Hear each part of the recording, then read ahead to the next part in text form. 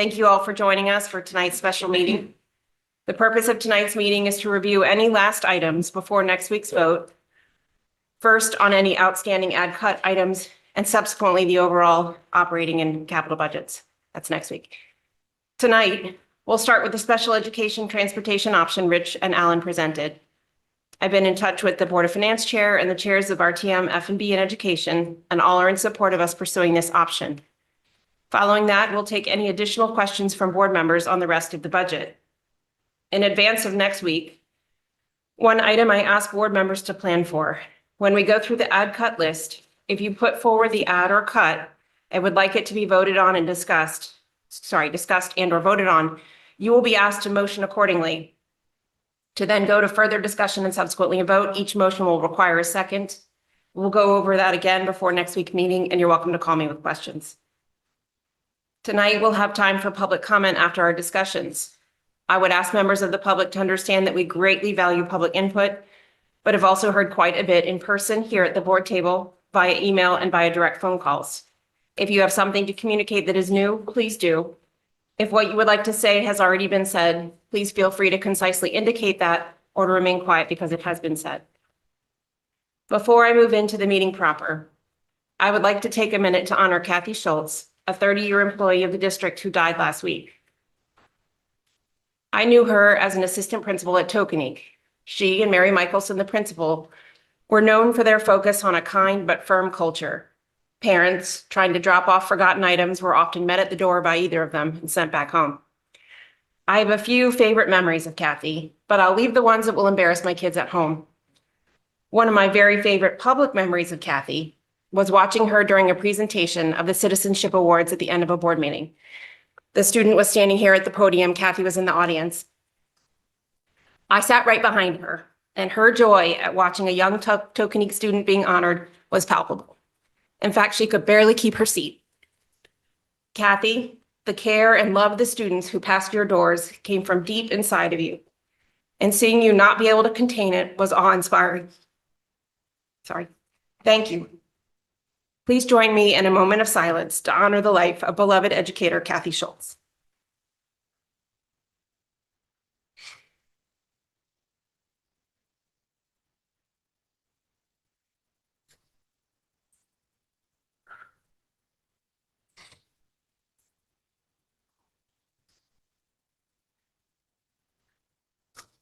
Thank you. I mentioned culture a minute ago. I am no longer at Tokenique. We moved and my littlest is being raised a husky. However, like Kathy, Mary, and the Tokenique staff during those years, we all have a role in creating and maintaining a healthy culture. A culture that values dialogue, learning, personal and organizational growth, care for people, and listening to understand. Here at this table, it is our responsibility to set the tone we wish for ourselves, for our administrators, our staff, and hopefully as a result, our students and parents. How we handle ourselves up here matters.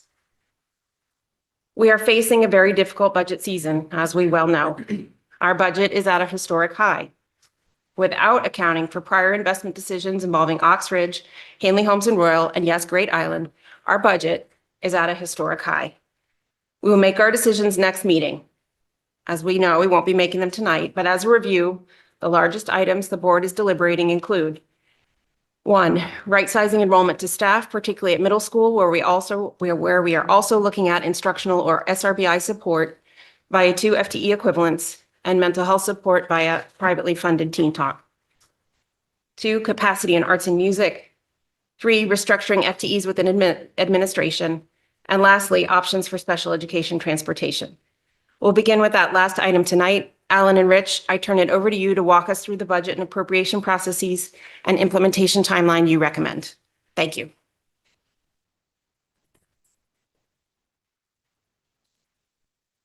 So the special education, as we discussed it last week, it would be taking ownership for the special education, bringing it on site here, potentially using somewhere like Tokenique as a spot to hold the buses. I refer to the memorandum that was distributed at the last board meeting.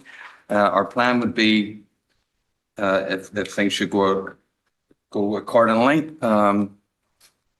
would be to have it in order by the start of August. It just would be a too heavy a lift to actually pull it off. The appropriation, we think, would be just too difficult to pull that off by March, and also get to thus ensure that we have things ready for the summer programs. So we would suggest that we do this for the start of the school year. It is in the actual ad cut with the support for the summer programs. So the actual what's in the ad cut list plans for having it starting in the actual fall. We would suggest then that potentially bringing it to the Board of Finance. There's a couple of options for that particular appropriation. We could either bring it to the Board of Finance on the 13th, or you could bring it to the Board of Finance at our March 5th meeting. That's where we're presenting the budget. There is a regular Board of Finance meeting on the 12th of March, and thereafter there would be an RTM meeting on the 18th. So yeah, if we're not trying to make the appropriation for early March, we can go with that actual timetable. That would seems it would work okay in order to meet for the start of the school year. That's the essence of the appropriation for that particular budget item for special education transportation. Rich, is there anything you'd like to add? So the reason we'd have to ask for an appropriation, why the timing is crucial, the buses aren't like going to a car dealership where you can just kind of go there, give the check, and take the car home with you that same day. Especially the type 2 buses that we're talking about, there is a lead time to get them built, get them lettered, get them certified, and have them delivered. So in an ideal scenario, we would get funding sometime in April so that we can issue that purchase order and then take delivery of those vehicles in summer. So your ideal timeline is to receive after the 10-day window expires, that should be April. Correct. So we can't issue a purchase order until that 10-day window has passed. So if it plays out where the Board of Ed approves an appropriation on the 13th, and then it goes to the Board of Finance in early March, and then goes to the RTM in mid-March, then we can issue that purchase order in early April. And that would give us enough lead time to get those vehicles in time for the start of the school year. And then Alan mentioned not doing ESY. Can you talk a little bit more about the operational aspect of not starting at that in the So summer? the concern, obviously, with anything that has supply chain concerns is any delay, push that out. So while we've been in contact with dealerships, whether it be for the Suburbans, the wheelchair vans, or the Type 2s, and they've given us a time frame, if there's a hiccup in terms of getting a part to get them assembled and delivered, then that pushes that up closer to ESY. So if you push it back for just the start of August, it gives you a little bit of leeway in terms of if you do have a supply chain issue that does develop that's unexpected. If you end up doing that, then in the following year budget, if you look forward to fiscal year 26, you can take that reduction for ESY transportation as a savings in fiscal year 26. Okay, and before I open it up to board questions, can you walk us through how the appropriation and the budgetary line items work together for this? So the Board of Ed, if on ad cut night chooses to make the decision to go forward with this reduction to the operating budget, it would be a savings of about $404,000. So then on the 13th, that same day, probably right after the ad cut, you'd make the motion to request the appropriation. It would go through the bodies, and then assuming it's approved, we'd go forward and order it. If worst case scenario, let's say it's not approved, whether it be by the Board of Finance or the RTM, the Board of Ed would then have to reconcile their budget between the final appropriation by the RTM and what you've received. And so by June 30th, if let's say the appropriation fails, you would have to make a reconciling adjustment to your budget of that $404,000. Okay, board questions. Sarah. So thank you for walking us through the Board of Finance and RTM timeline. This will require some P&Z action as well. Can we Yes. discuss that timeline, and does that all fit in here? I have reached out to Steve. I don't have confirmation that, but he does understand, and you had a further conversation with him, right, John? You want to characterize that? Yeah, they are well aware of the full context of this request, and would, as common practice of P&Z, would expedite a town request approval. Yeah, I can't guarantee Tokenique, but I'm sure we can find, if by chance it's denied, we can find another area. I guess one question, Rich, and if I may.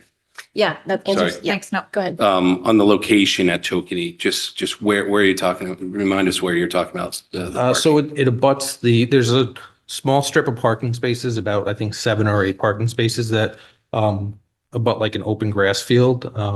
That would be the location so that they're away from staff cars, or if parents are at the school, parent cars. It would really just be there. If for whatever reason, let's say P and Z says, no to Tokenique, there's no way you can park them there. I mean, there is an option to park the vehicles here. Obviously, it would take a significant amount of spaces out of central office. While it wouldn't be necessarily a huge issue on normal days, it might be an issue on like voting days, for example, where this is a voting spot. There is a little bit of room at the middle school. So that could potentially be an option, but those are really your 3 chances in terms of parking those type 2s. Yeah, so again, brief conversation, well aware of the context, the expedited nature of this, and the need to find a spot within town somewhere. I would just say that historically it's been difficult, difficult over the middle school with buses and the traffic flow and so on and so forth. So that's an added dimension. Yes. Julie, do you want to answer that one? Nope. Julie? Sure. Thank you. Rich, just quick on the contract with First Student, do we run into any trouble if we need busing for the summer, but then not after ESY? No, so we would engage for the summer. And worst case, if we can't use them, we would have another vendor lined up. Okay, thank you. John? And just proper budgeting practices, knowing that we don't have everything perfect in terms of approval. You feel comfortable in allowing this to be budgeted for the next? I do. I mean, at the end of the day, if the appropriation fails, so similar to last year when we made reconciling changes in May to restore the receptionist position, the board would have to, we'd give you options on what you'd have to change, and the board would have to vote yes or no to reconcile those out. It would just have to happen before June 30th. Okay, thank you. Any other questions? Robin? Just in terms of the 2 items that are currently in the capital budget, I know that there was a potential line there that we could take it out of the capital budget and have it be part of the appropriation, or what is your preference for that? If we're going to go for an appropriation for 5 type 2s, a wheelchair van and a Suburban, at that point, you might as well take them out of the capital budget and do it as one big bundle. So we'll ask for the appropriation for the extra Suburban and the wheelchair van. But for next week, are we keeping it in the capital budget for the? So I time would being or think, no? so if, when you do the ad cut night, and if the board chooses to approve the transportation proposal in the operating budget, then you should probably vote to cut them out of the capital budget and then request it for the appropriation. Okay. Anything else? Greg? Just in terms of utilization of the vehicles, is it like being used all day, or are there potential alternative uses that either we can use throughout the school system or to generate revenue or anything like that? So they're typically used in the morning and the afternoon. There's a little bit in the middle of the day because some of them do ELP runs. The timing isn't great to use them for things like athletics, because athletics, needs the buses at 2:30 and they're out on the road doing dismissal and picking up the kids. So we do make the drivers who are employed here do other work. Some of them are lunch monitors and recess aides, things like that. But there's not really a lot of opportunity to use them for something else, given. What about like away games for sports teams? So typically, again, like if it's the high school, they would need to depart at, let's say, 2:30. Those buses are on the road picking up kids. Weekends? We could use them for weekends. I mean, the type 2s are considered 30-pack buses. So you can't use them for large teams, but there's a potential maybe to use them for smaller teams. Great. Okay. Anything else on this topic? Okay.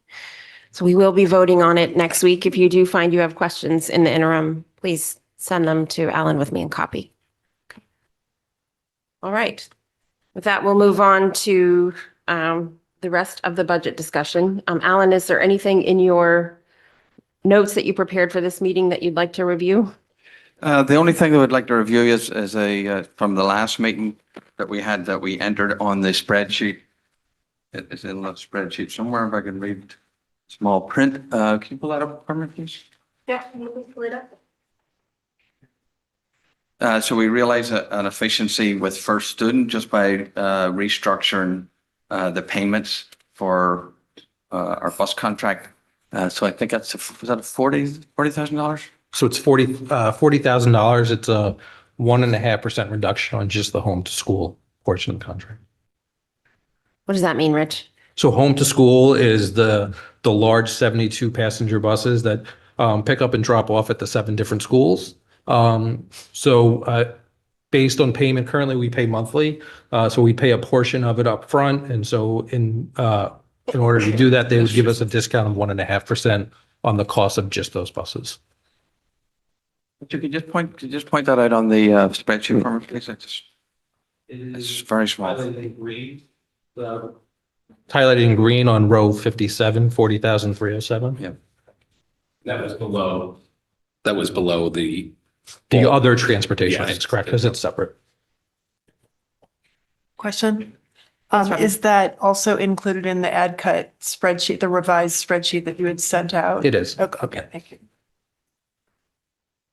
Anything else from you, Alan and Rich? No, just we did answer the question. So if there's anything from the board, from the responses to those questions, I'm quite happy to entertain those also. Okay. Are there other board questions? Is this on the packet? Well, the packet, or I'm happy to open it up beyond the packet. We can start with the packet. Any questions on the packet? No. Okay. With that, let's go ahead, Robin. Just one question. Regarding the department chair for world language, I had one additional question just about the foreign exchange programs and how that would be handled or who would organize those going forward. So if there was a stipend position, I would fully expect that the stipend position would support those particular programs. And if I could just add, there is another field trip that's being sponsored through another department. So there are those cases where it's supported beyond the world language department chair as well. For example, the English department chair. Sarah? So I sent an email asking for a specific breakdown of how the world language department's current department chairs' responsibilities would be spread amongst them. I didn't receive a response. Can you elaborate? Do you have anything prepared to share? I need to understand how those responsibilities are going to be delineated to feel comfortable with this. And currently I don't, so.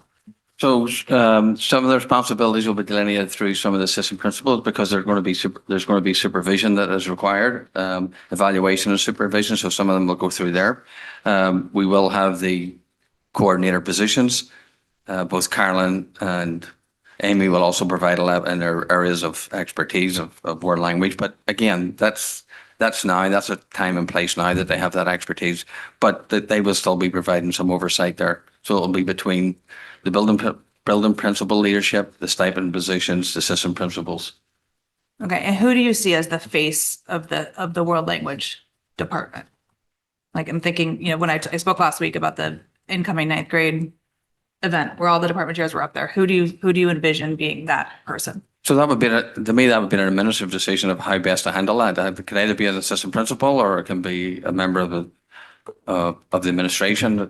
I mean, I don't know that I see one particular person at this particular point. I don't mean the name. Is that person going to be consistent throughout the years? Who would parents call if they were questioning placement? Would that be the guidance counselor? Is there a specific person for world language questions? Like the logistics piece is what's missing. So you would still do the same sort of communication protocol going through the teacher.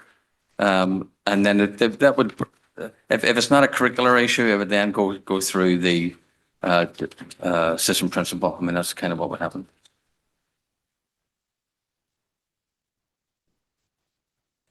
Any more on the world language chair? While we're on that topic. Do we have some stipended? Right, yes. Yes. Mhm. So would it not be the stipended folks? Well, not necessarily for all matters. If it's more of a counseling issue for placement or so on and so forth, that could go to an assistant principal or go to a guidance counselor, depending on what the issue happens to be. So do I understand correctly that the stipended role would be more instructional leadership and sort of curriculum strategy, if you will? And the primary folks on student management would be the assistant principal and or counseling staff? Is that correct? Yes, and I would also add, as far as just designing assessments, that would fall more within the coordinator role as well.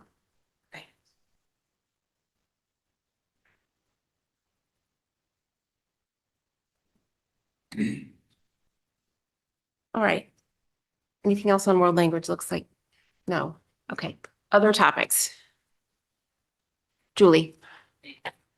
Excuse me, this is from the packet, so I'm still in the packet. I hope that's all right. We had a chart in the packet that lays out team changes back on the middle school possibilities. And I think there's a new one in here that we have not discussed yet, so I just wanted to touch on it quickly, the 3-team grade model. Sure. Which I guess is like every grade loses a team and we have 3 larger teams at each grade. So there were 3 models that were shown there. One was reduce a team. In this case, it just shows the 7th grade. It could be depending on the needs of the students and their course signups and other variables there. It depends what grade level that would be. But one just shows you just reduce one team from a grade level. The other one shows you the split team model, where you would both have violet teams for want of a better description, and teachers would be split between the violet teams in 7th grade and 8th grade. Again, dependent on the needs of the student body in 6th grade and 7th grade and 8th grade. But that's an example of how it might work, where for all intents and purposes, the students wouldn't perceive any difference. There would be teachers who would be teaching both in 7th grade and 8th grade. Admittedly, that class size would be would be smaller than the other teams, right? Well, let me make that clear, for the core subjects though, right? So for specials, music, so on, they would be all mixed in. And then there was a 3-team model, and that would essentially have teachers, I have to say, potentially teaching across teams and up and down the teams, right? So amongst the teams and up vertically and horizontally, so that they would be sharing right across. I think that's in all honesty, a higher lift, a more difficult lift. But we were asked to show a couple of team models, and this is kind of what we have. What will be your sort of framework for looking at how you make decisions? And I ask that in part because from what I see, and Rich, chime in here, please, we are going to have some modest increase in enrollment, though we aren't going to reach our peak. So we're going to be needing to look for some flexibility in how we think about teams in the coming years, given enrollment fluctuations. How are you thinking about this on a multi-year basis? So I see Carolyn is actually right before us, but for this particular year, and actually for any particular year, because we've had variations of this over the years to one degree or another. So it's sort of like it's sort of changed over the years and from one version of this to another. But in any given year, you're going to look at the needs of the kids in terms of what is their special education needs, what is their course sign-up needs, what's their mathematical needs.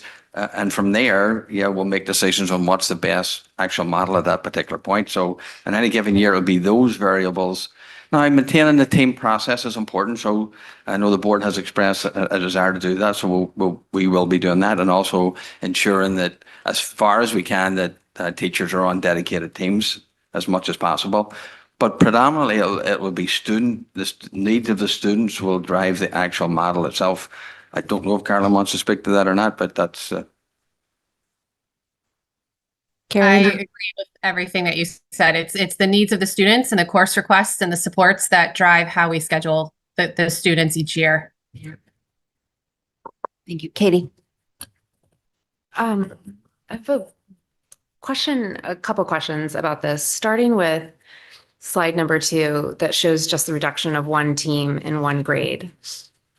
I'm struggling to understand how this helps to adjust the classroom sizes. That was my understanding was the goal of this. I'm struggling to understand how that adjusts the classroom sizes for the entire middle school. It seems to me that this would only increase class sizes for the one grade level that's impacted and not do anything to the two others. So then we're really just adjusting class sizes for a third of the student population. So they were just asked to present various team models. So that's what we did, just present the various team models. The one we're leaning toward more would be a split team model. So then to that, I would say that I don't consider this to be a true team model. If a team is not composed of two grade levels, those students are not going to have classes together and they are not going to be a team. Those are two separate mini teams. Like there might be a team of teachers, but that's not a team of students. And I can't imagine parents being very happy with their child being the only one in the grade level who is in a cohort and not a team. And that's essentially what it's doing is like, that is not a team, it's a cohort. The numbers and the social interactions and the impact is going to be felt by a small percentage of students. It's not going to be something that's equally distributed across the school. It's going to be luck of the draw. And I have trouble understanding how that presents a fair and equitable experience to all students at the middle school. For the third model, Maybe we can stop and have them answer that sure. question. Kyle, you want to speak first or? I completely understand what the concern is, but I also have to highlight that the team is not just the students, the team is also the staff, being able to collaborate together on the needs and the supports of the students. And this split team keeps that together so that it is a team that will have a team meeting dedicated to looking at those specific groups of students, even if they are across grade levels. Katie, did you have another question? yeah, so on to the third. I see that you listed how the student size of the teams would be impacted by Yeah. reducing from 4 to 3, but I don't see what the staffing difference would be. So if currently we have 6 teachers on each team, how many teachers would we have? And then how would that work? Because currently it's 1 per subject.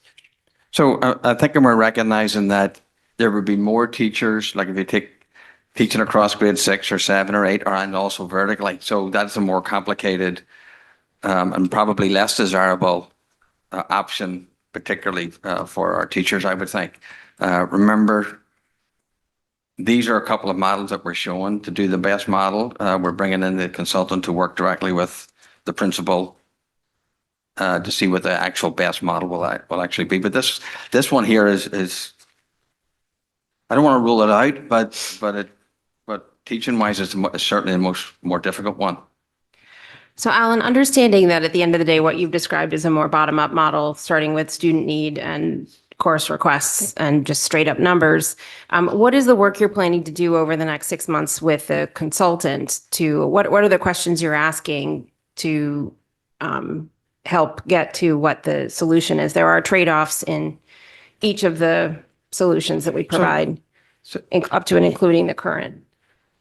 So we will be, after the break, getting the consultant in as soon as we possibly can to work with all our principals. That includes the middle school and the elementary schools. There may be a model that I'm unaware of and that's not represented here. I'm not quite sure what that would be, but he'll be working with Carolyn and certain staff members around the needs of the kids and addressing the model, or implementing a model or designing a model that will work best for our kids around these particular needs that they have for the programming. So ultimately, the consultant does have to come in, does have to sit through the meetings with the administration, work hand in hand with them in working through these issues, and that's what we intend to do. Carolyn, do you want to add anything to that? No, it's just really looking at what's in the best interest of students and looking at the supports and the courses and building the schedule based on their needs, while trying to maintain the team model as best as possible, because we do feel that's important. Robin? On the first option, if you basically just reduced one team, say, in seventh grade, for instance, based on a smaller grade level, then I'm assuming that following year, that same grade level would have a lower number of students. Would that mean then that the eighth grade would then be reduced one team? And are the teachers flexible enough that a teacher who is teaching seventh grade class could then switch to teaching eighth grade? And I'm just trying to Well, understand how that would work. they are certified to teach all the grade levels. At any given year, I don't think there would be any guarantee of what, depending again on the needs of our students as from one year to next year. So I don't think we would say it would just automatically follow that the class size would be the same or the structure would be the same. Meaning that we have to adjust year over year, that Yes. our teachers move between grades on a regular basis or semi-regular basis. Is that what you meant? Yes. Okay. What percentage of our students, I see you, Dave, what percentage of our students in the current, in the current model have a true team model experience? Pure experience. Carla, do you have a better idea than I?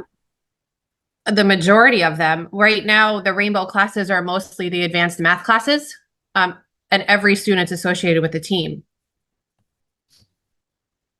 Thank you. Dave?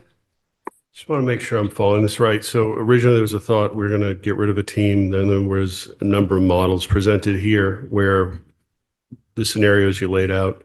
And I think I'm hearing now that we have a consultant coming in and then that's going to determine what our model is going to be going forward. Is that the process at this time? Yeah, ultimately, yes, because I don't want to rule out that I think he has to meet and work through these scenarios with administration.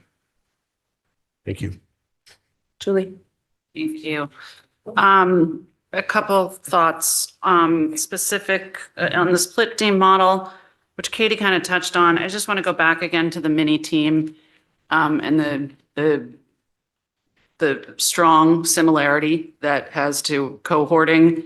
And I think we learned things coming out of cohorting after COVID. I mean, I know there were students whose cohorts were kind of identified by individual classes that they all shared, right? So you had a very similar kind of cohort slash Yes. mini team Mhm. rather than a diverse mini team, which of course we all know is not ideal.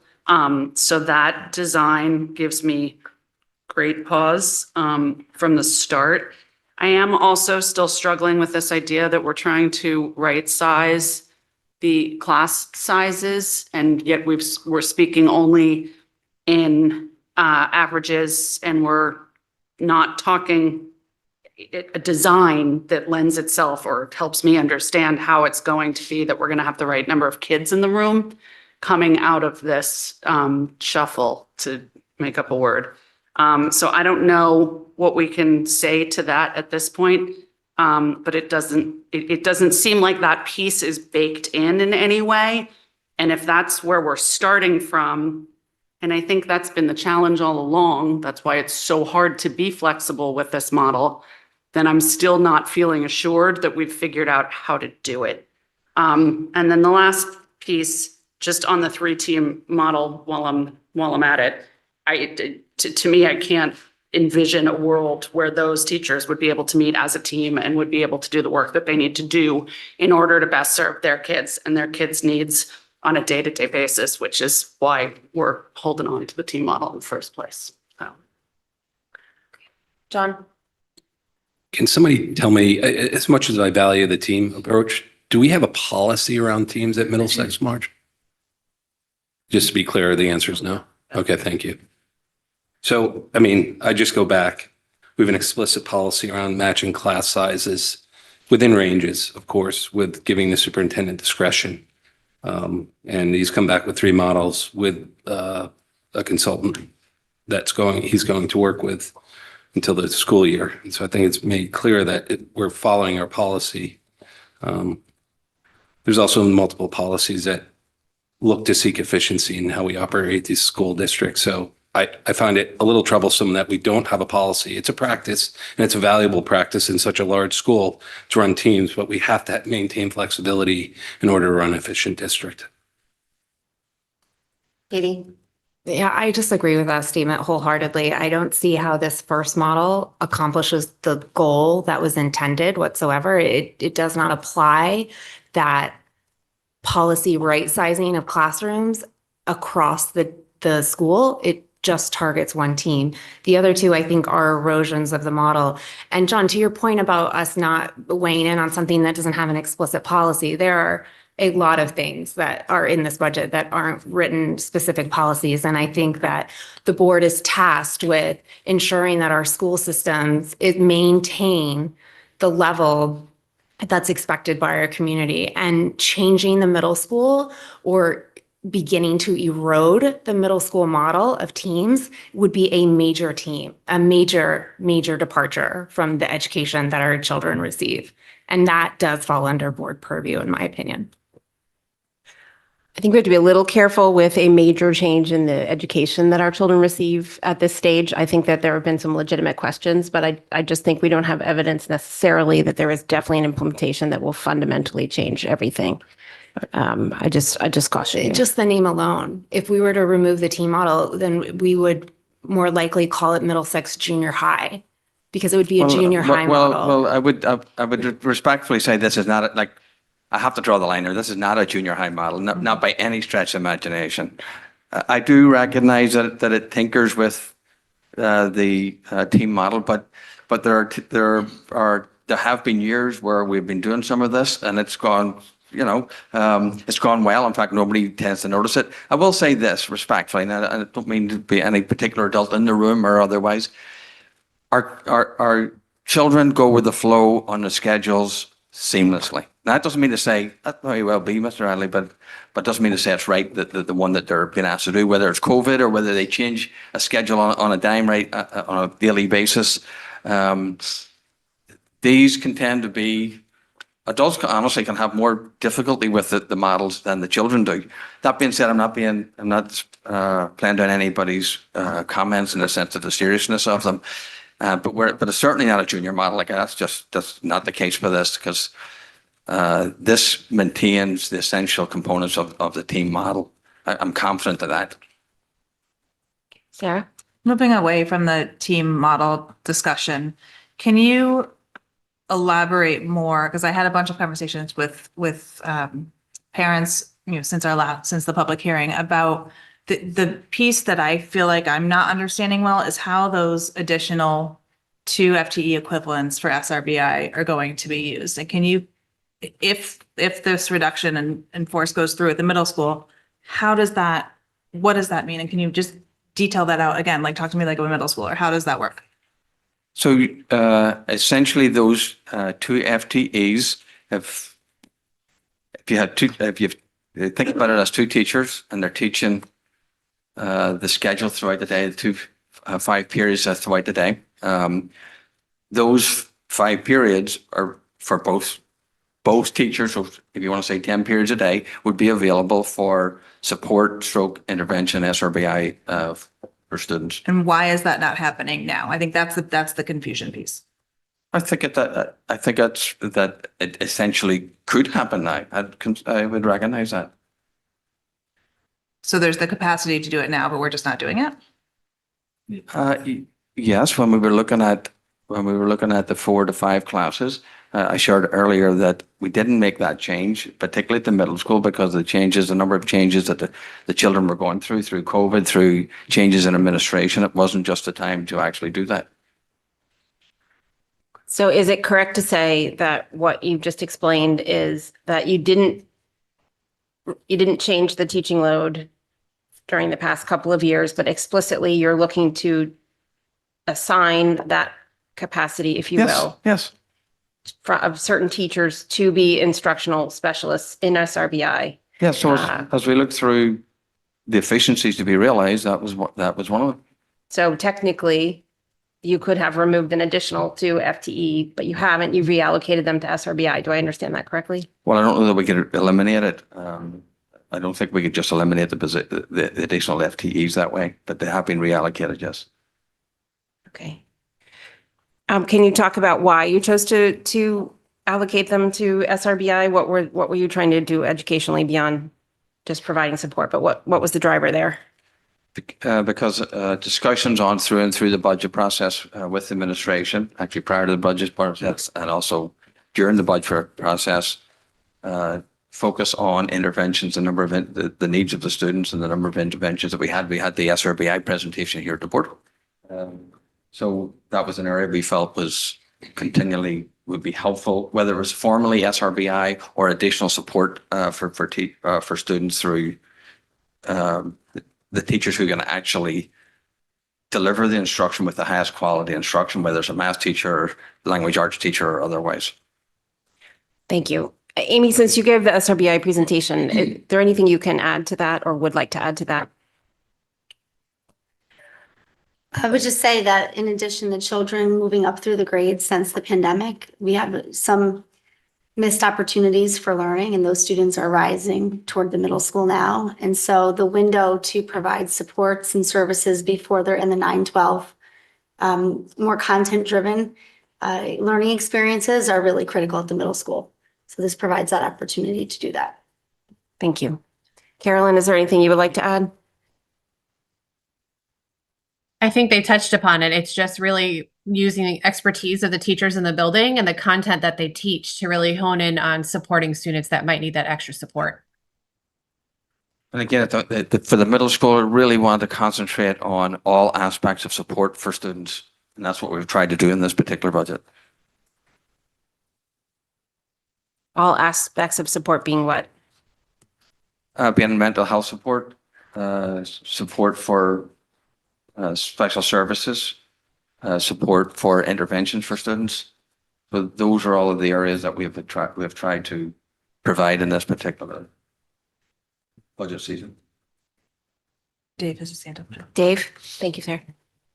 I just want to make sure I'm following this right, Alan. So we've had the opportunity to deploy some resources for a few years here, whether that be intervention, SRBI, additional resources to students. We have chosen not to do so, but now in a budget conversation, we've decided to redeploy. But while we had that availability over the past couple of years, we just didn't use it. I won't say we just didn't use it. I used it because Did we use it or did we not? well, I'll be happy to answer the question, David. Thank you. I thought the timing wasn't right. We did use it. We did use the services, many of the services that the staff are talking about and how they're supporting children beyond the school day and so on and so forth, and even during the school day. So those services were the time and so on was being redeployed. But specifically we didn't, because I thought that the change was at that particular point wasn't the time to make that change. So coming out of COVID, we didn't think it was appropriate until a couple of years hence, and now we're doing so. To some degree, yes. Okay. Thank you, Alan. Dennis, did you have a question? Yeah, Alan, a few moments ago, you referenced that you had examples of changing the teams in the past. Can you elaborate on that and maybe give an example or two of what you did exactly? Well, I'll ask Caroline to do that. She's a wee bit of history of some of the ones that have, some of the variations that they've had throughout the years. Just from quick conversations with staff of learning a little bit about Middlesex, there's been some iteration of all three of these models throughout the years. And the current model has built from these, from 3 teams with floating teachers to a split team to now having 4. So from what I understand, Middlesex has over the years encompassed various models that we've presented. Okay, thank you. Greg? I just want to clarify, I understand the previous topic on the SRBIs. So am I hearing it right that we're reducing 2 FTEs to accommodate an increase in SRBIs, or am I mishearing that? No, they're not being reduced for that. Marge, can you explain how that's happening? Well, we're just not asking for additional interventionists because we're using the extra capacity. And that to extra fill those capacity seats comes from? From teachers who are only teaching 4 right now. So we have 40 teachers who are only teaching 4, and they are contractually obligated to teach a 5th. So we are deploying that 5th period as SRBI or instructional support, correct? Okay. Anyone else?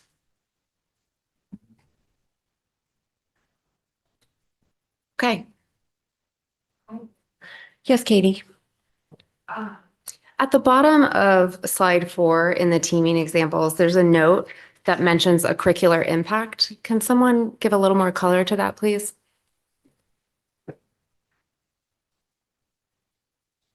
Can you tell me where you're looking, please?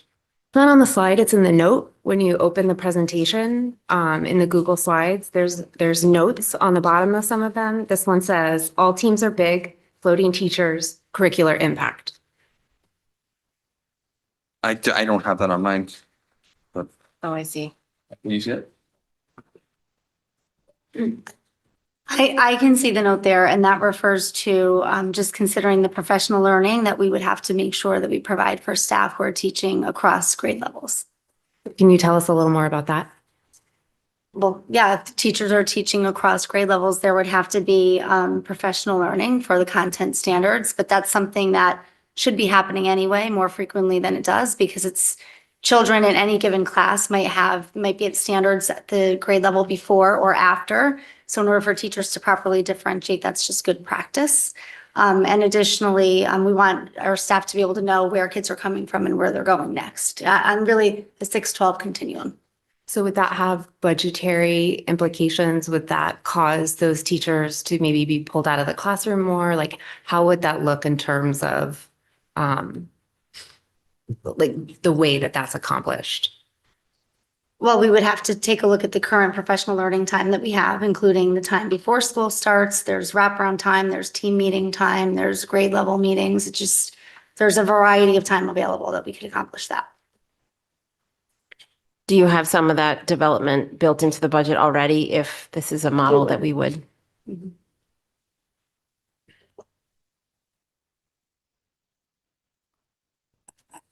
Okay. Are there other comments or questions on team model to start? Okay. Any other area of the budget? Yes, Dennis. If I can go back to the transportation, Rich, I can't remember if I saw it or not, but does bringing the transportation of special education or some of the special education in-house affect our excess cost reimbursement? So we're able to file for excess costs, whether it's our people or if it's a contractor. So some of the cost will be less, but then we can factor in when it's ours, we can factor in things like fuel, we can factor in things like the insurance on the vehicle. So nothing material in terms of where we'd have to adjust excess cost down or up. Okay, thank you. Yes, John. I was just going to say net, it's a vast savings, right? Correct. Yeah, yeah, I understand. Understand. Yeah, understood. Thank you, John. Okay. Is there anything else anybody would like to talk about before we go into next week? Yes, Robin? On the elementary specials teachers, the question I have, and maybe this is more to do with maybe music, just given some of the constraints or it's the larger cut than the art or the PE. The elementary schools they have increased over the past 5 years by 102 students. And over the next 5 years, they're going to also be increasing significantly. So one question I have is the efficiency analysis that was done seemed a little bit tight in some of the areas of specials. And I'm just wondering how that affects not only this next year, but the year after that, because it looks like it's getting changed a little bit more toward an itinerant kind of a model as opposed to the building specific teachers. I just wanted to get a little bit of information on that. So we didn't take everything that the consultant had suggested, just to leave in a little bit of that model. As it is now, all of our instrumental music teachers are itinerant. We have one PE teacher who's itinerant. There's an art teacher, one of the Spanish teachers. So we have itinerant models now to avoid asking for additional FTE. So we're not looking to increase it. There would certainly be a few more, but it's not something that we can handle. Okay. So, Marge, but in terms of forecasting over time. How does that look when in your conversations with the consultant? Are you doing? Right. We still feel that we have a cushion to, that would be able to absorb additional enrollment. It would be unlikely that it would break so many sections over so many schools that it would cause us to need extra FTE in the near future. Okay. Katie? Thank you. Rich, when we were talking about the transportation earlier, you made a reference to restoring the secretarial position last year. I just would be curious to know in relation to the specials as to the point that Robin brought up, what if it's cut too small? What does the process look like? So you have one of two options. So if it's decided that it's cut too small before June 30th, the board could essentially reallocate fund within their existing budget. So by then you'd have whatever the appropriation is by the RTM. So if we thought maybe it was cut too small or too tight and it should have been a 0.8 music teacher instead of a 1.2, the board could choose to reallocate, adding a 0.4 essentially as that example back to music, and then you'd have to take something back. The other alternative is similar to what you would do during the year. If you tipped a section, you would run the course and see if you can make transfers to adjust that, and then the board would vote whether or not to fund that or not. I will say the typical practice throughout the Durg and Fairfield County when it comes to elementary specials is to adjust up or down fractionally those specials. So for example, like in New Canaan and Ridgefield and Wilton, every time there is an adjustment in class sections, whether it's up or down, you do typically see in most districts a change up or down fractionally across those subjects like music and PE and art. This district has not done that historically. Sorry, to make sure I understand, you are talking about more of an itinerant model versus like a dedicated building teacher? This would add more itinerants, yeah. Rich, can you expand on that process? Are you recommending that we consider adjusting specials along with? So that is the typical process. It could be that if 4 or 5 years down the road, if you end up having to have 2 more sections at Hinley, that's just as an example, it might mean that in that year you might be making music or an art teacher instead of a 0.8 or a 1.0, 1.2 or 1.4, however it works out. That is typically what you see if you look at other budgets in Fairfield County. I think given all of the building that's going on and expectations of fluctuation in enrollment, I would recommend that as a practice, we build in flexibility to our. So I just want to reiterate, we have built in flexibility into this year's budget for that. I would continue to build in flexibility, just to ensure we are accomplishing the delivery of the programs that we're accustomed to, and that would be very clear with any reductions. I feel very comfortable with what I have on the table here, but there's other areas where I would feel uncomfortable reducing further, particularly as you say some of the things that are going on. Marge, can you speak to the hiring? If we're going to move up and down fractionally, how challenging does that make it? So, it really depends where it ends up, but hiring a 0.2 would be pretty impossible. But, teachers are oftentimes willing to teach an overage because it adds to their retirement and their current income. So, those fluctuations that we're just talking about, they do fluctuate, but there aren't huge fluctuations every year that would make that impossible to hire. Anyone else? Dennis? Sorry, kind of tying into what Katie asked, on the reduction of staff of middle school and elementary school, how do we, I'm trying to phrase my question. How do we judge success or failure of that? And what do we do if something we're in middle of September and you're getting complaints and things aren't going well? What do we do? Well, we have to execute earlier than the middle of December, right? So or September, right? So clearly we got to deliver on being able to implement what we're suggesting here. So that's the majority of it in terms of structurally the design of it, and then process wise and implementation wise. Does it go smoothly? Are we seeing? Is there anything that we're seeing that would be abnormal or otherwise from what we had promised or delivered? But I think it's just it's the execution and the design and the implementation.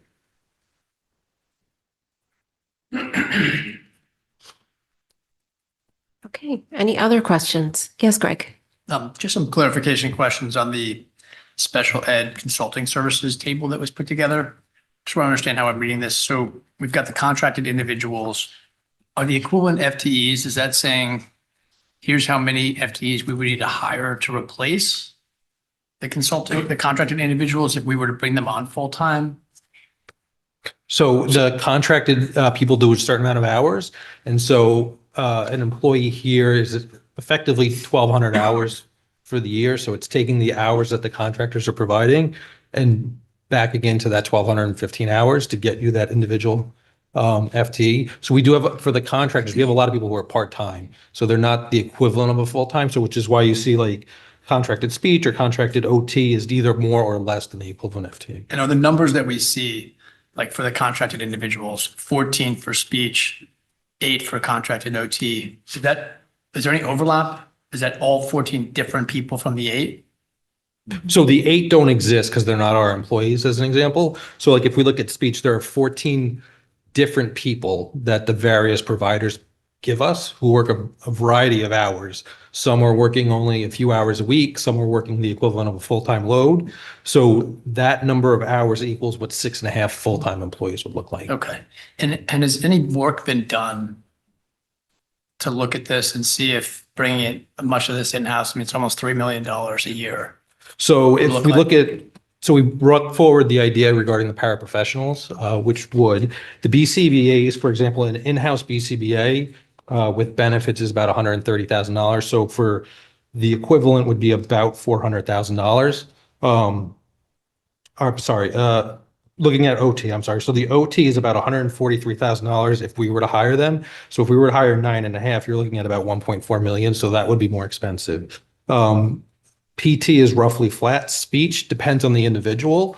There are cases across the district where, just not speaking educationally or what the services are financially, there are probably 2 to 3 that could be the equivalent of what we would pay or less. But you'd still have to have a mixture because there are some that are either too expensive compared to what we would pay, or they don't work enough hours and we couldn't hire like a 0.4 speech person. And there's no professionals that can cross between these categories? Typically, no. Robin? Just related to that, there was another presentation where you were talking about the behavioral kind of consulting fees, which was like $1.1 million. Is it more effective to continue to use those vendors and consultants as opposed to trying to do in-house for those specific kinds of services? So the 2 areas that are really potentially more cost effective, and not entirely, but in part, are the paraprofessionals and the speech. The OT and the PT, not so much. And then the BCBAs, not so much. I will say, just talking to other finance directors throughout Fairfield County, there are districts who have in-house BCBAs. And I know of one district not that far from here that lost all of their BCBAs in a given year and couldn't fill them. So that it is an area of difficulty. So leaning on the contractor is relatively helpful. But the 2 areas that could be looked at as potential are portions of the speech, but not all, and then paraprofessionals.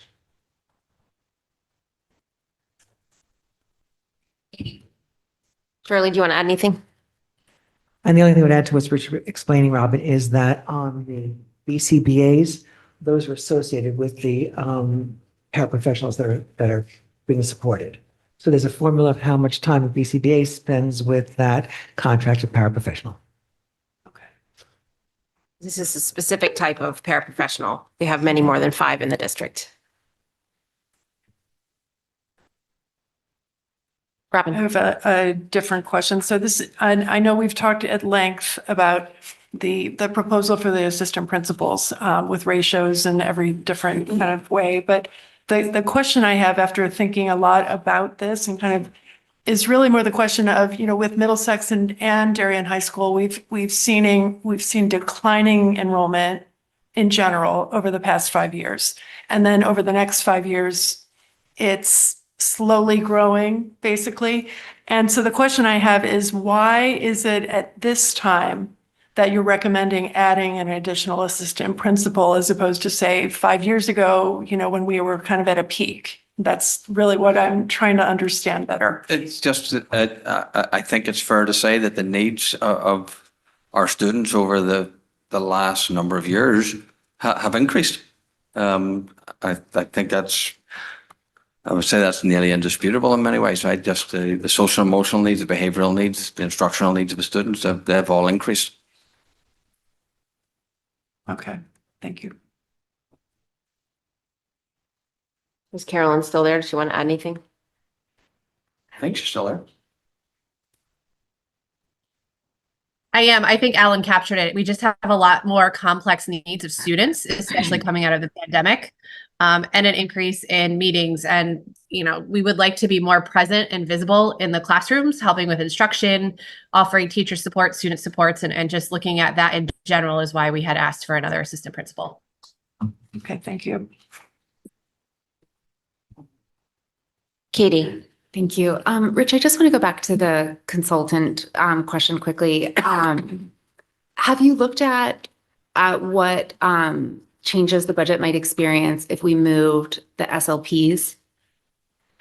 So like as I said, you can't do all of them. It just simply wouldn't work. I think financially, there are some that you could put and it could, be in the range of $100,000. So was there discussion, like when the new contract came and the 4 were moved over as part of like the administrative update to this budget, was that looked at for that category? So Shirley and I did discuss it slightly. Obviously, some of it depends on the student's needs and the specific IEPs. We did talk a little bit about which ones were capable, certain ones that like on paper might look like they were capable, but maybe not capable because of the specialty that they have. But I can defer to Shirley. And I think we spoke about that, Katie, earlier also. I think I gave examples of feeding and swallowing, were some examples of contracted service providers that do multiple students and work with families. So those were things that we are going to continue to contract with. The ones that we thought we could move over, the ones that we considered. I think we also said that we'll continue to look at that as the year goes on based on IEPs and services that are recommended for students for either new entrants or students currently in district.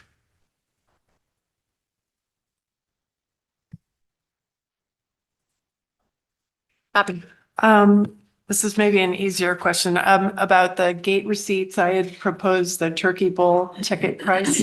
I wanted to just confirm that what you put in the budget would still assume that Darien High School students would each get a free ticket and that the increase in revenue would be just for people that are paying. Just for tickets. purchase tickets. Okay, and do we have a sense of what New Canaan charged or charges? Is it 10?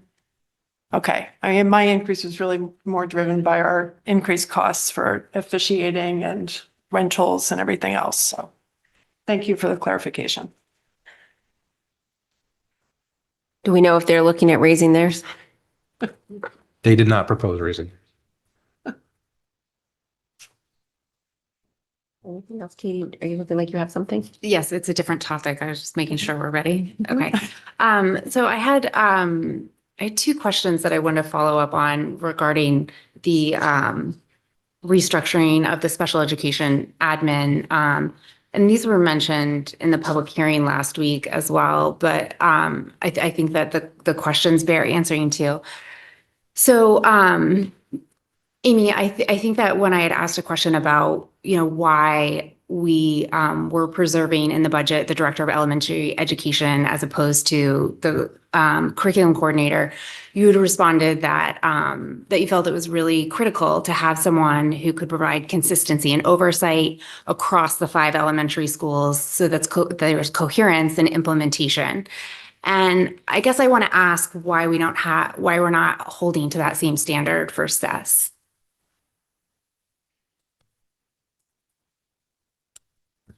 I'm not sure why we are holding to the same standard. Well, not if you eliminate the K through 5.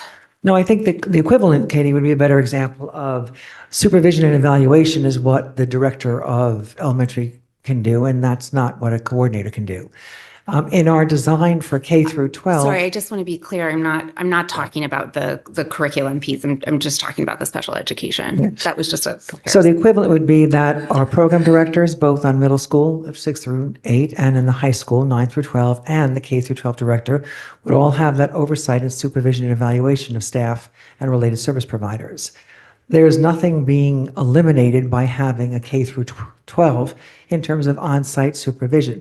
I think what we explained was also we have 2 assistant principals in the elementary school, which offer oversight and evaluation and supervision as well. So my question then is the difference between the elementary school model versus the middle school or the high school is that the middle school and the high school are both singular buildings. So the program directors that are being proposed for the middle school and high school, they are in their building for all of their students.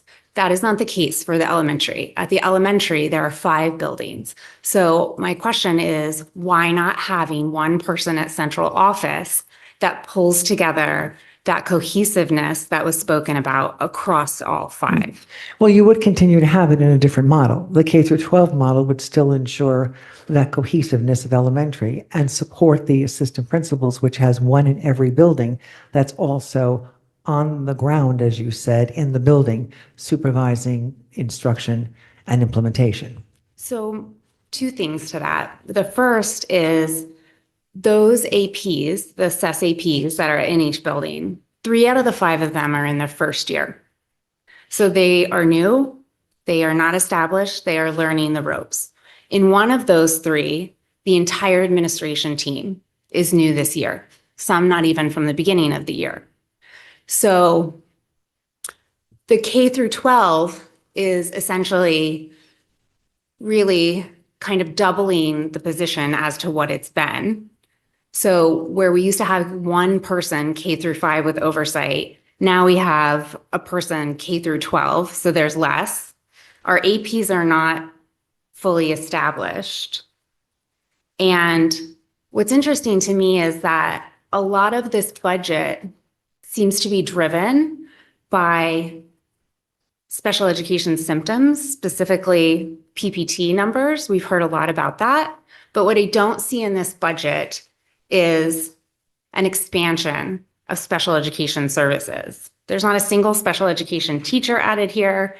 We're reducing an admin for oversight when we have new admin to a program that is still new with people that are even newer. And I just have concerns about how this is actually, this is not better. I don't see how it can maintain. It's very hard for me to see how this is anything other than a loss. So I don't know how to convince you otherwise, other than what we've shared with you, but perhaps this will at least reaffirm what our thinking is. When we first designed, we had SES facilitators, as we spoke about at several meetings, and the design was to replace them or change their capacity by having assistant principals with special education expertise. We also did comment last time we had spoken about the notion that there are 3 new APs and that they have been supported and have been really strongly supported and effectively supported by Kristen. And Kristen really feels that she has given them the capacity to really go on their own and implement what they are doing. That said, we know they're still new. We know they still need support, and we're confident the K through 12 director would be able to do that, precisely because we do have a person in middle school and high school at the same time that will be in those buildings. I don't want to minimize the importance of the assistant principals in those elementary schools and their capacity for implementation and fidelity and coaching for teachers. And I think that we're confident that they have that capacity and that agency to do. We also recognize we'll continue to support them with the K through 12 director. Alan and Amy, is there anything either of you would like to add? I would just say that I do believe this is a better model for support services. Admittedly, there are small improvements along the way in the sense of what you see as added on or taken away, but in added on, we've extended the program directors at the high school and the middle school to support our students through the summer in particular. But this, just because there seems to be, or there is one reduction in FTEs, doesn't mean to say it's not a better model. This is, in my opinion, this is a better model. In the opinion of the director of assistant superintendent for special education, is a better model. And we are addressing the K through 12, the coherence of the model. We're using the experience of the people we have. Yes, we have some people who inexperienced in the sense of the number of years, but they are certified and trained in special education. We'll continue to support those as we would professional learning of any of our staff. But I don't think this is just driven, this budget would not be correct to say it's driven by special education. The number of the descriptions that I've given at nearly every board meeting around what we're trying to do in support services, all for regular education students, special education students, that's what's framing the budget. And just maybe one other thing to add with especially with regard to the SCSS K-12 or ELP through grade 12 position, also working alongside Laura Straighten, there might be a different opportunity to support transitions year over year and also grade level bands, elementary, middle, and high. And additionally, I know part of this discussion was around having more time for some of the administrators to be able to be available and work in the summer, which would support the transition from ending the school year, going into ESY, and then from ESY back into the next school year. Because a lot can be lost in translation when you don't have that, when you don't have the staff in those months in the summer. Something else we've discussed. And one other thing, and I think all the board members do recall this, but just to reiterate it, is that in the new collective bargaining contract, elementary APs work an extra 10 days. So they now have 20 days to support the elementary programs, in addition to the regular contractual agreement. John? I also just wanted to point out that our special ed net budget is up $2.9 million year on year as proposed, Rich. Correct. Thank you. That's not driven by adding resources, correct? I mean, let's clarify what the 2.9 is It's driven. primarily tuition related. Thank you. So not FTEs or SCTs or human The resources. FTEs are just the paraprofessionals. Thank you. So there are FTAs. I'm just giving numbers, folks. Facts. Yes, you're giving numbers as And FTEs are to included. try to discredit the point that was being made. I'm the not trying to question that was discredit. being I'm asked. trying to reinforce what this budget represents. Thank you. Okay. Anything else? Robin? I have a question on RC 19 and curriculum, just a couple things. So curriculum development, the increase this year is $33,000. I'd like to understand, I know that there are some stipends in there for department chair work over the summer, but is the bulk of the curriculum development budget for publishing the curriculum as it's revised? And is that just in EduPlanet, or is it basically publishing it for all of the different courses?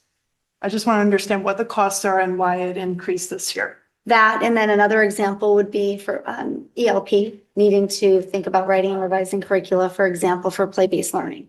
So there are those costs that you've indicated, and then more discipline or department-specific costs. And can you explain just kind of, I don't know if it's easy to talk about why it increased $33,000 versus last year? Or is there a main driver of that, or is it just a number of things? I think a number of things, but one thing in particular is in the time that I've been working with the department chair team, we've developed that curriculum writing and revision cycle, which is now, I think, helping us to have a more clear understanding of where we are pre-K through grade 12 and across all of the departments. So this is the pace of the work that I feel comfortable with us accomplishing. I think in this particular budget, we've provided a lot of detail, and more so than maybe in fiscal year 24, about which are the curriculum projects that we're anticipating. Okay. I mean, is part of that the literacy That's another part of revisions it. that are going to be going on as well? Oh, okay. So those are the example of play-based learning, or for example, literacy legislation, are two examples of impetus for change, right? Okay. Okay, and then my second question has to do with the professional development line. So the budget has a 20% increase versus this current year. Is there a large driver of why that is increasing as significantly versus this current year?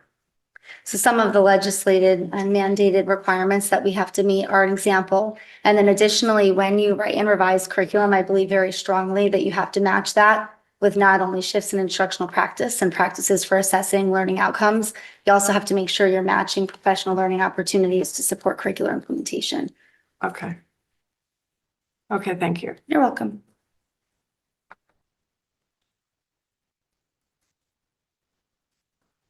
Okay. Greg? Just a procedural question. Are we going through this list again or? We will next week, unless you have something specific you want to talk to on this list. We'll I go just through didn't next know if we week were and- going to go through and make sure that people were still comfortable with what's on there and all that. We certainly can. If there are things people want to change about it, we certainly can. Yes, Julie? Would you mind, Jill, just giving us a couple more sentences on how it will run next week as far as moving and needing to be seconded and how much discussion can or will or might happen Sure. before a vote would happen on an individual item? I think that'd be helpful. Sure. So we'll go through the spreadsheet in order. In order for an item to be discussed, it would need a first and a second. So we're asking that whoever put the item forward make the motion. I'll send some language out in advance so we can have a common language, or Sarah will. And then if it's moved, and if there's a second, then that opens it for discussion. That gives the board the opportunity to talk about it. And when the discussion concludes, we'll take a vote up or down. If the item is rejected, then the budget stays as is. If the item is accepted, the budget is adjusted either up or down accordingly. And then that goes into the final calculus of the number that we vote on. Because we'll take an overall vote of the operating budget and then the capital budget. And can people change what is on the spreadsheet? Can you Yes. Explain that. Yeah. So for example, if we were looking at, let's do something easy. If we're looking at Rich's turnover number, no, not that one. Robin's salary savings number, where she just put 100,000 out. Having looked at the historical, if she decided 1,000 was still the right number, or she thought 65 was a better number, or 70 was a better number, she can make a motion to amend it. And then we go through an amendment process. Yes, Craig. So just more procedural stuff. So like when I look at this spreadsheet right now, there's $840,000 of net changes, but that's only from the admin changes. If you plug in all yeses, so let's say just pretend that we accept all of these changes, that negative Yeah. 804 goes to negative 24. We're still about $1 million shy of the guidance that we got last week. So Yeah. just for clarity, you can't do yeses for everything because there are some I duplicative know. ones. I just did it because for illustrative purposes, but we're still short. So it goes to negative 24. We're still shy of $1 million. So is there an ability, like, where do we go from there? Is there an ability for us to ask for not specific changes, but broader changes? So if I were to say, can we see what $1 million of savings in admin broadly, what would that look like? Or $750,000 of special ed savings, what would that look like without getting into the particulars? We can't, without getting into the particulars at this stage, no. We would have to actually specifically vote on line items. We don't have the ability to say, take $1 million off. We are actually at the line item level. So we'd have to, in order to vote for the budget, we'd have to adjust it ourselves. We'd have to do that work in the room. Typically why we go through this process up to this point is so that we, get to a point where What if we everybody's add kind them of, today? Could we add them today and then we can see what that looks like or no? technically you can add up until we vote. So can we look and see what that would look like or ask Dr. Hadley to give us, here's what it would look like if we did that? For what? If you ask, What number? If we needed $1 million of savings in admin, what would that look like? well, I think they'd have to prepare that. I don't know that we would just get that on the fly. So without, like, I can't make the estimation because I'm not getting the operations as we've talked about, but if Right. we needed $1 million of savings, we need to put it to Dr. Hadley to come up with that. I don't want to wait until next week to come to say, hey, we need $1 million. So I'm bringing it up now. I hear you. Where, can I just clarify this question? Sure. So where are you coming up with that $1 million number that you're looking for?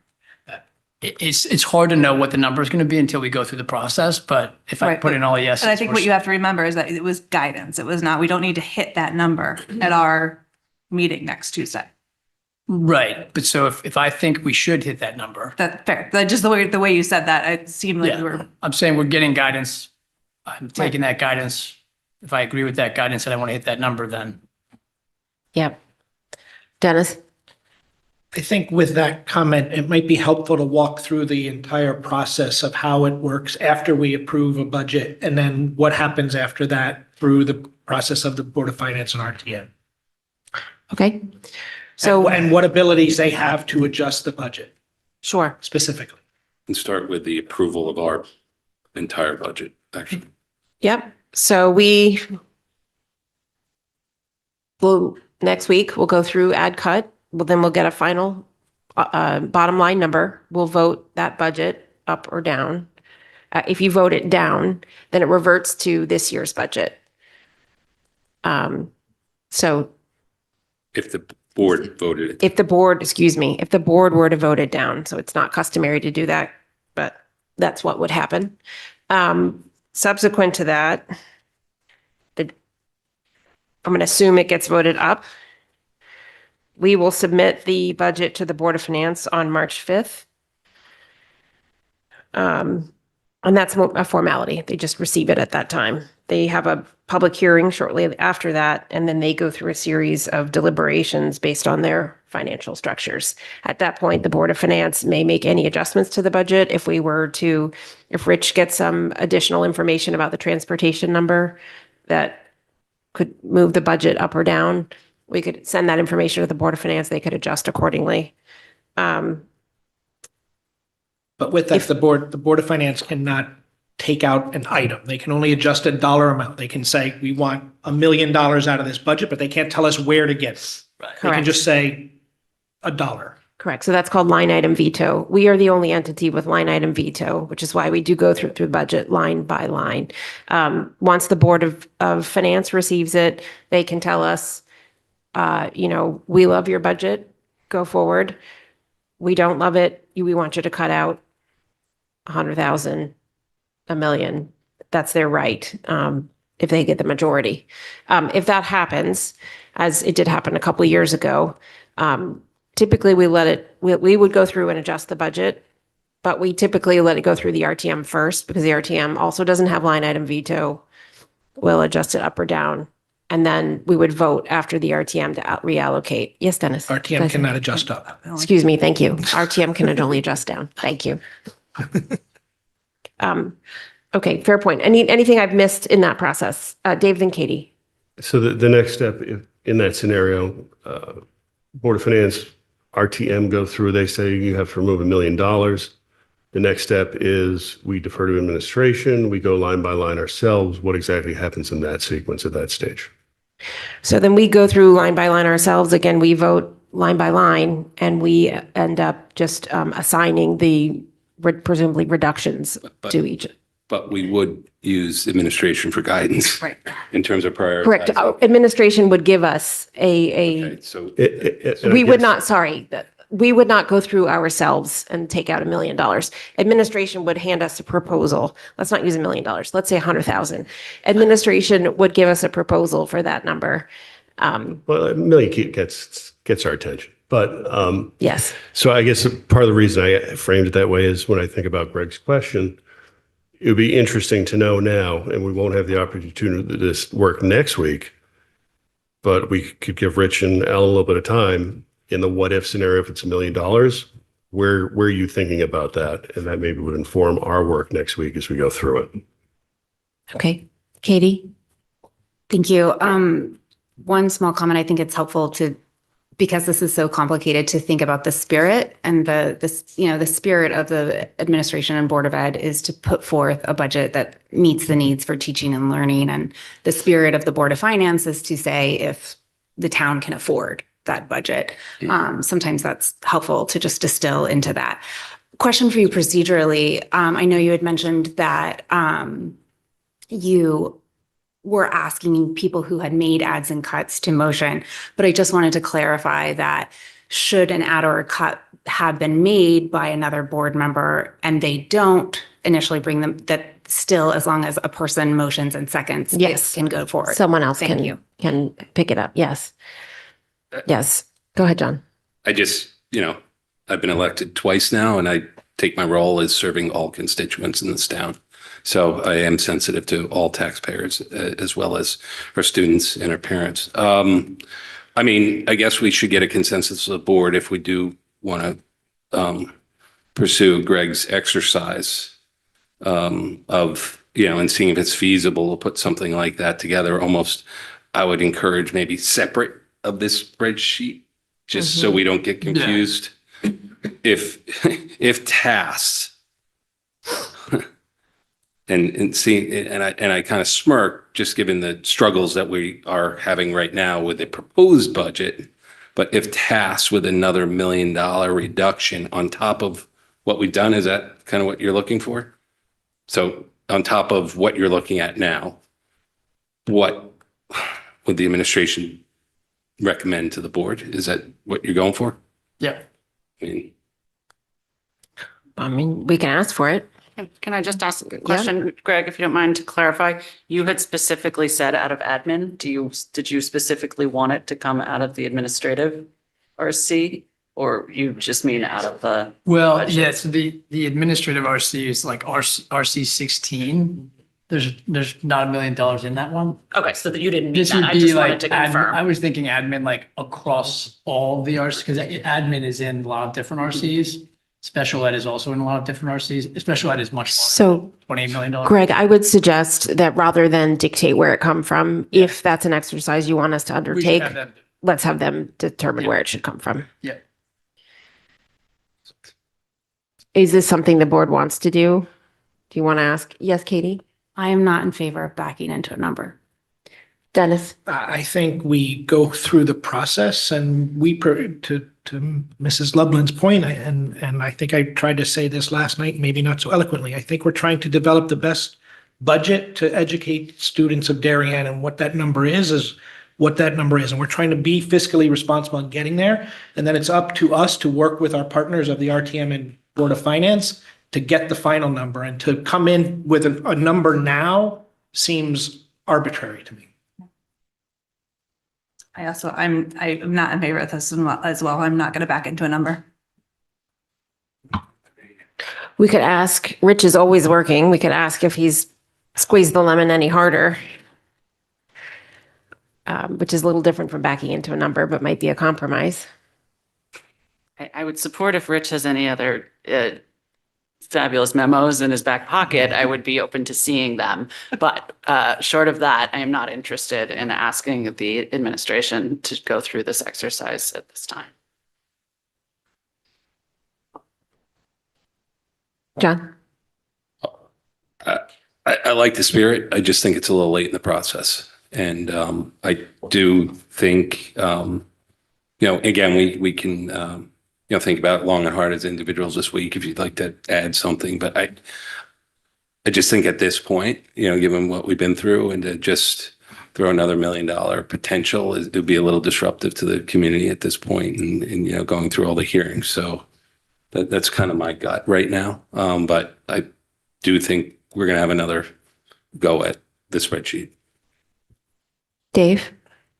I appreciate the other comments. I'd be curious to see it really just to sort of frame the argument and have people understand where the administration would look if we were to go into that exercise. $1 million's a little bit arbitrary, but I don't think there's harm in doing that exercise.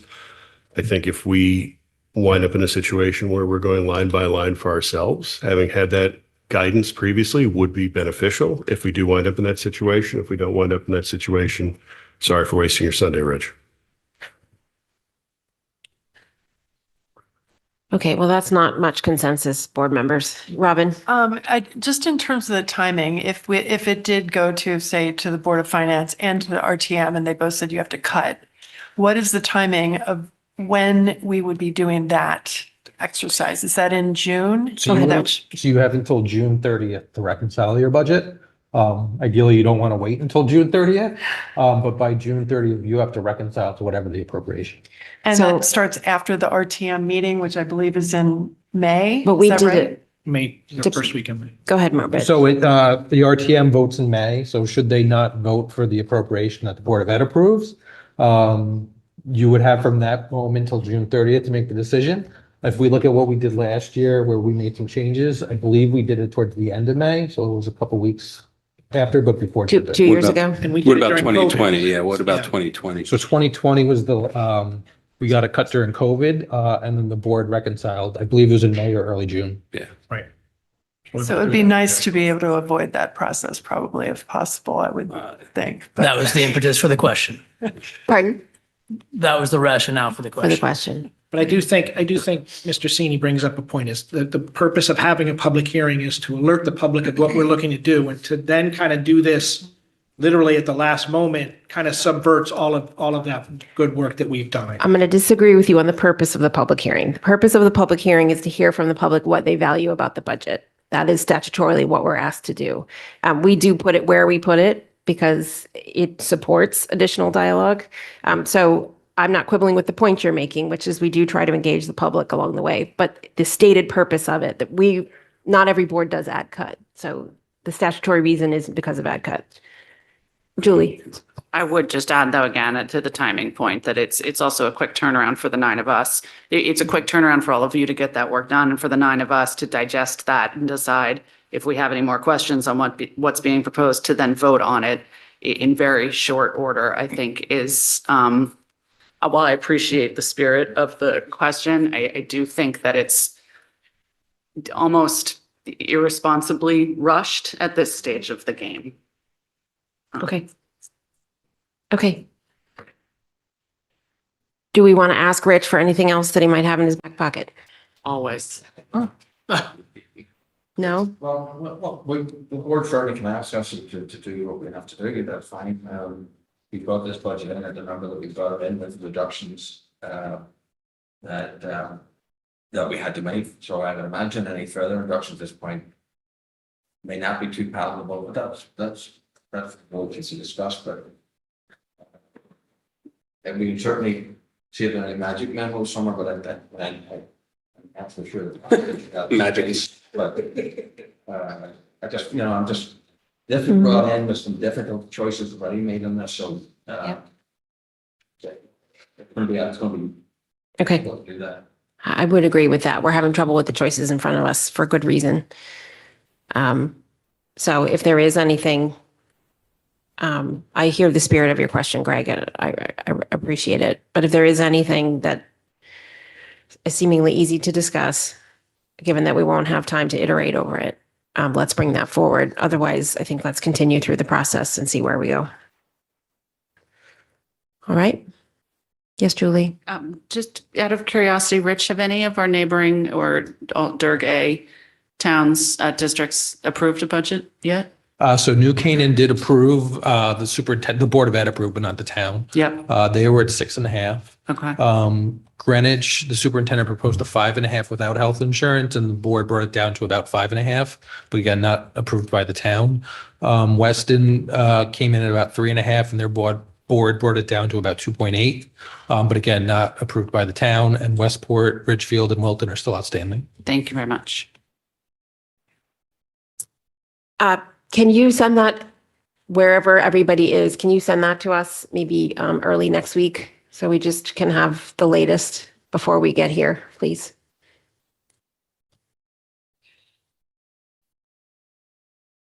Okay. Anything else this evening? All right. With that, may I have a motion to adjourn this? No. Oh, public comment. I'm so sorry. With that, I'll move to public comment. Good evening. If there's anyone in person who would like to participate, please come up to the podium. The chair will acknowledge you. You will have up to 3 minutes to comment.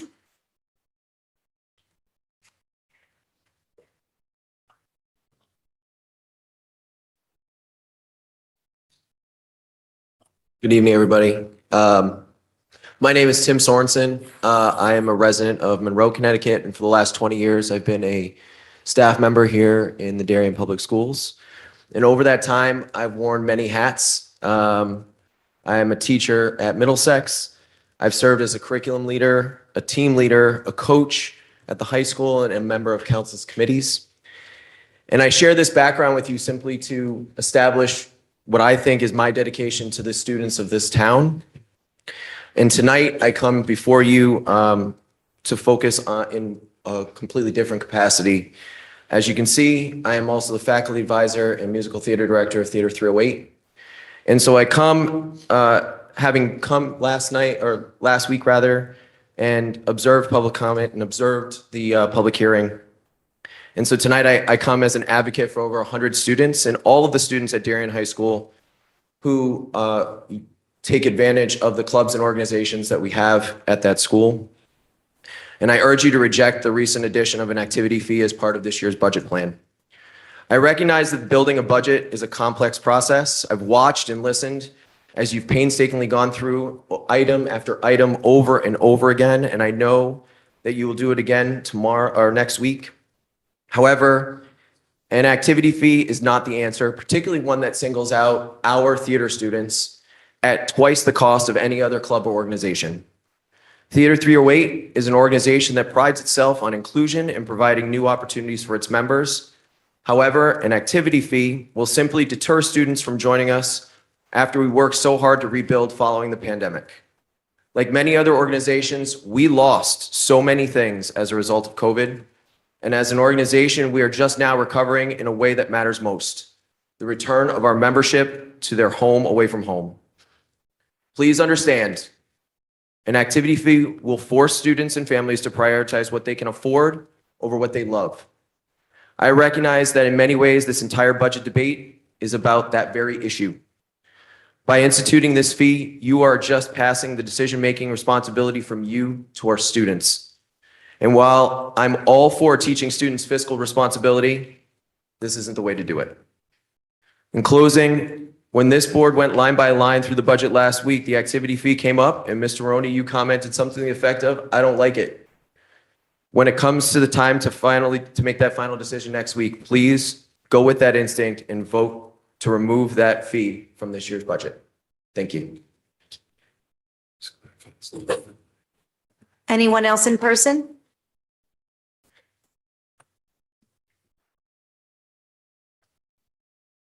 Laura Pesh Gray, 11 Parsons Walk. You all have heard me and seen me, and after hearing and listening to tonight's summary, there's certain things that I want to speak to. One is, after last week's discussion on the assistant principals, I don't see any quantifiable reasons for adding the assistant principal at the middle school or the high school. Dr. Adley, you said in your budget, there was a paragraph for Middlesex, and it says there's declining student body of 121 students over 10 years, and therefore you're justifying cutting one team and 5 FTEs. But then you justify adding an assistant principal. It just doesn't make sense. Plus, the 0.6 FTE of music doesn't work out either. That 0.6 music teacher isn't just teaching that one team, it's teaching across all teams. So I also want to address another thing about safety. You can't put a price on safety, and cutting the campus monitor at Middlesex from 2 monitors to 1 is putting our kids' safety at risk. These 2 positions are critical, and they have very different responsibilities. One person's at the desk, the other one is outside, one is walking around the building, and the campus monitor's salary is $38,855. Do you really think the safety of our kids is not worth $38,855? Do we really need to cut costs here? I don't know if you know this, but the 2 campus monitors in Middlesex were both Norwalk SWAT police officers, and they have about 60 years experience between the 2 of them. So why not cut the SSO or the SRO? There's a floater that basically is dedicated to Middlesex, and actually increase the salary of the campus monitor so he doesn't have to work 2 jobs and still save money. Our strategic goal fostering a culture that promotes wellness, diversity, and inclusion. Music and the arts satisfies the core values of Portrait of the Graduate by welcoming diversity and inclusion. Please don't cut arts, music. Please don't cut our critical boots on the ground that teach our kids, that support our kids, that keep our kids safe. I really feel like the only reason to add the middle school assistant principals at the middle and the high is to lighten their load. And I really just wish that everybody could work harder so that our kids and the teachers and the monitors can actually do their jobs and really impact the children in our community. Thank you. Anyone else in person?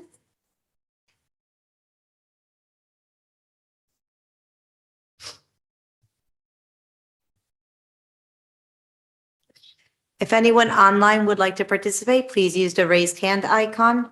Jackson Wood, you are unmuted and recognized. Good evening, Dr. Hadley and the members of the Board of Education. My name is Jackson Wood. I'm a proud graduate of the Darien Public School District. I'm here today as both a concerned alumni and a passionate advocate for the arts. It appears to me that there's a concerning trend in the budget proposal of potentially discouraging participation in the arts and neglecting support for teachers who nurture said artistic education. From my own experience and observations, I firmly believe that arts play a vital role in our educational system. We've all read the countless studies and know it to be true. For many students, myself included, involvement in the arts is not merely a pastime, but a fundamental part of our identity and community. It's not just about putting on a single musical each year. It runs much deeper. It is much richer. It's lighting, it's set design, it's running an organization, it's fundraising. It's social media marketing, it's developing working relationships with faculty and admin, and so on and so on. Most importantly, it's all student run. While everyone may not pursue a career in the arts post-graduation like myself, I saw students all around me in grades above and below find love in the arts and theater. My post-graduation trajectory is unique, however, my love and experience in the theater and arts is very similar. Why would you discourage people from discovering this experience? It may not be obvious that it's right there in front of them. For me in high school, it'd be a no-brainer to pay whatever fee. But for someone who hasn't nurtured that love yet, I fear it will only hold people back, and not to mention not everyone has the means to do so. And when it comes to my teachers and the proposed elimination of 2.0 FTE for the music department, it's really disheartening to see arts education teachers not being valued. I'm sorry. Those people were the people who took care of me during my time in the district. They care for each of their students and want them in whatever capacity to find an appreciation for the power of the arts during their most formative years. Spreading those teachers in only hinders their ability to have such connections. As someone who sat on the Board of Education Strategic Planning Committee, I recognize that budgeting is not straightforward, especially this season. However, I implore you to recognize just how important these item lines are to individual students, whether they realize it or not. I have already had so many countless professional opportunities, and I would not have been able to do that without the passion that was instilled in me from the countless music and arts teachers and my involvement in Theater 308. I had the privilege of working with in my time in Darien. Thank you so much. Thank you, Jackson. There are no more raised hands at this time. Okay. Give it a second. All right, with that, may I have a motion to adjourn? That's Dave, seconded by Julie. All those in favor?